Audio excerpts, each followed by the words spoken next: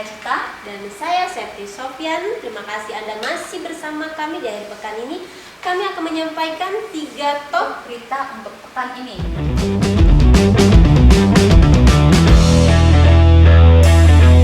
Berita pertama datang dari Kota Palembang. Penggerebekan kampung narkoba di Kota Palembang yang terletak di Tangga Buntung, Jalan M. Kadir, Kecamatan Gandus, Minggu 11 April 2021 yang lalu cukup menghebohkan warga metropolis. Bagaimana tidak, dari penggerebekan tersebut mengindikasikan bahwa narkoba sudah membumi di kota Pempek ini. Dari penggerebekan tersebut, 65 warga diamankan. 2 diantaranya merupakan bandar barang haram tersebut. Adapun barang bukti yang berhasil disita polisi berupa sabu seberat 1,5 kg, puluhan handphone, cuka parah, bong, korek api gas, beberapa senjata tajam jenis pisau, parang, dan puluhan kembang api. Penggerebekan sendiri berlangsung dramatis. Aparat gabungan dari Polrestabes Palembang dibantu Brimopolda Sumsel sempat mendapatkan perlawanan warga. Polisi disambut dengan mercot kembang api untuk menghalangi pandangan aparat kepolisian yang melakukan penyergapan. Kapolda Sumsel Irjen Pol Eko Indra Heri mengatakan penyergapan kampung narkoba ini sebagai tindak lanjut dari keresahan masyarakat atas maraknya peredaran narkoba. Kapolda berharap tidak ada lagi kampung narkoba di Sumsel. Dia juga meminta bantuan masyarakat untuk sama-sama memerangi narkoba karena ini adalah masalah bersama. Sementara itu, sepekan pasca penyergapan, Kapolda Sumsel menjambangi kampung narkoba tersebut Kamis 15 April 2021.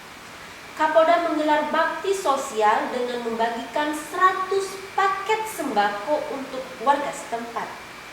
Tak hanya itu, kehadiran Kapolda disambut warga setempat dengan membacakan ikrar siap membantu polisi memerangi narkoba.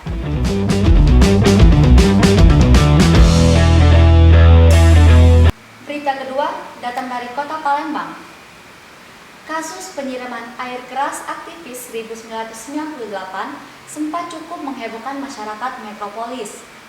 Beragam spekulasi bermunculan di tengah masyarakat terkait penyiraman air keras terhadap Panji, 45 tahun, warga Jalan Tegal Binangun, Kota Palembang pada Minggu 11 April sekitar pukul 9.00 waktu Indonesia bagian Barat yang lalu. Beruntung, jajaran Polda Sumsel bertindak sigap dengan berhasil membekuk 1 dari 2 pelaku. Pelaku yang diamankan yakni Ferry Zulkarnain, 42 tahun, warga Jalan Andrian Komplek Puri Impian 2, Kecamatan Sukarami. Ferry diamankan aparat Polda Sumsel tanpa perlawanan di kediamannya, Senin 12 April 2021. Sementara pelaku utama diduga berinisial FR masih dalam pengejaran polisi. Kabid Humas Polda Sumsel, Kombes Pol Supriyadi, Kamis 15 April mengatakan penangkapan tersangka berdasarkan hasil penyelidikan pihaknya dengan ditemukannya CCTV di sekitar TKP, yakni di Jalan TP Rustam Effendi depan Bank Mandiri, Kecamatan Ilir Timur 1, Palembang. Dari hasil petunjuk yang didapat itulah, sekitar pukul 23.00 waktu Indonesia bagian Barat, polisi langsung ke rumah Ferry dan melakukan penangkapan. Sementara, menurut pengakuan tersangka bahwa saat itu dia hanya menemani FR untuk menagih utang pada korban. Menurut pelaku, dia tidak tahu kejadian sebenarnya karena diminta untuk ikut saja. Dari tangan pelaku, polisi mengamankan barang bukti berupa 1 unit Honda Scoopy warna abu-abu tanpa nomor polisi, lalu rekaman CCTV dan 1 buah helm hitam, serta 1 celana panjang.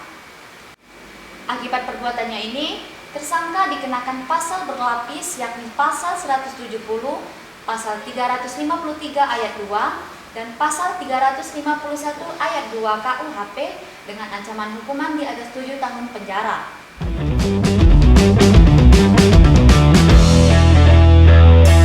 Ketiga datang dari Oku Timur.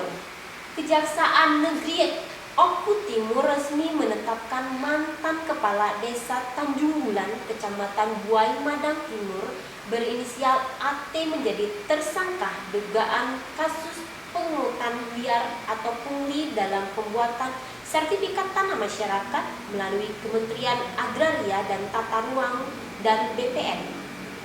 Hal tersebut ditegaskan Kejari Oku Timur melalui Kasipidus saat menggelar konferensi pers Kamis 15 April 2021 di kantor Kejaksaan Negeri Oku Timur. Kepala Kejaksaan Negeri Oku Timur, Akmal Kodrat, melalui Kasipidus Aci Jaya Saputra kepada wartawan mengatakan, penyidikan dugaan pungli pada pembuatan sertifikat tanah ini berdasarkan surat terbit tanggal 6 Januari 2021, di mana dalam pembuatan sertifikat tanah tersebut, lanjut Kasipidus, yang seharusnya tanpa biaya atau gratis.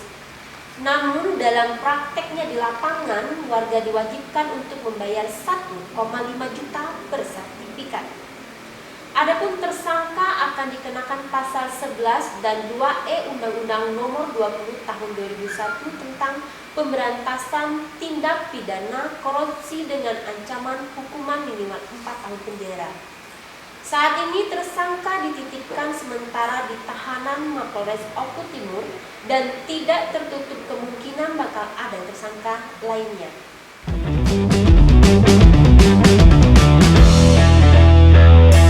Tadi berikut 3 top berita di pekan ini.